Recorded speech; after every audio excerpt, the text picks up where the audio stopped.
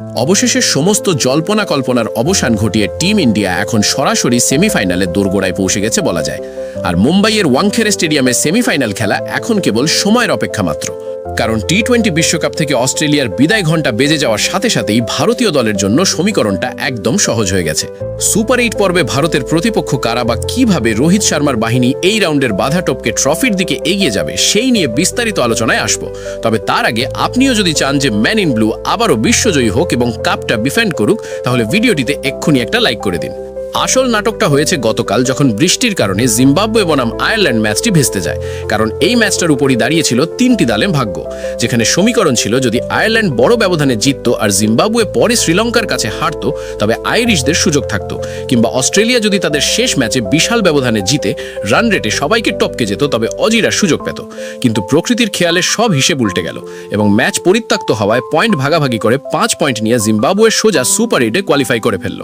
Super 8-এর এই গ্রুপটিকে আক্ষরিক অর্থেই গ্রুপ অফ ডেথ বলা হচ্ছিল, কারণ এখানে দক্ষিণ আফ্রিকার মতো ফাইনালিস্ট দল রয়েছে এবং তার উপরে লসিথ মালিঙ্গা ও সনদ জয়সূরিয়ার তোষিংয়ে ওয়েস্ট ইন্ডিজ দল এখন অপ্রতিরোধ্য হয়ে উঠেছে, যাদের থামানো যে কোনো দলের পক্ষেই কঠিন চ্যালেঞ্জ।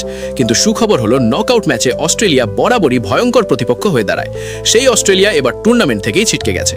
আগামী 21শে ফেব্রুয়ারি থেকে সুপার 8-এর লড়াই শুরু হলেও ভারত তাদের অভিযান শুরু করবে 22শে ফেব্রুয়ারি আহমেদাবাদের মাটিতে শক্তিশালী দক্ষিণ আফ্রিকার বিরুদ্ধে।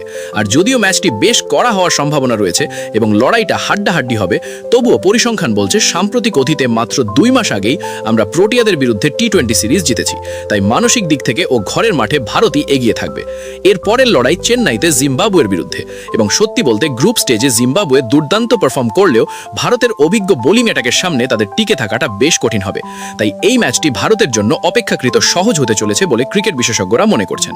ভারতের তৃতীয় ও শেষ সুপার 8 ম্যাচটি হবে 1 মার্চ ক্রিকেটের নন্দনকানন কলকাতায়, যেখানে প্রতিপক্ষ ওয়েস্ট ইন্ডিজ। এবং ক্যারিবিয়ানরা যতই ফর্মে থাকুক না কেন, বর্তমান ভারতীয় দলের যে পারফরমেন্স গ্রাফ তাতে তাদের হারানো প্রায় অসম্ভব। এবং আমার তো মনে হয় সুপার 8-এ ভারত কোনো ম্যাচ না হেরেই অপরাজিত থেকে সরাসরি মুম্বাইয়ের সেমিফাইনালে নামবে। এখন আপনাদের কি মনে হয়, এই সুপার 8 রাউন্ডে দক্ষিণ আফ্রিকা বা ওয়েস্ট ইন্ডিজ কি ভারতের অশ্বমেধের ঘোড়া থামাতে পারবে, নাকি গ্রুপ পর্বের মতোই ভারতীয় দল তাদের দাপট বজায় রেখে সোজা ফাইনালে জায়গা করে নেবে? সেটা নিচে কমেন্ট করে অবশ্যই জানাবেন।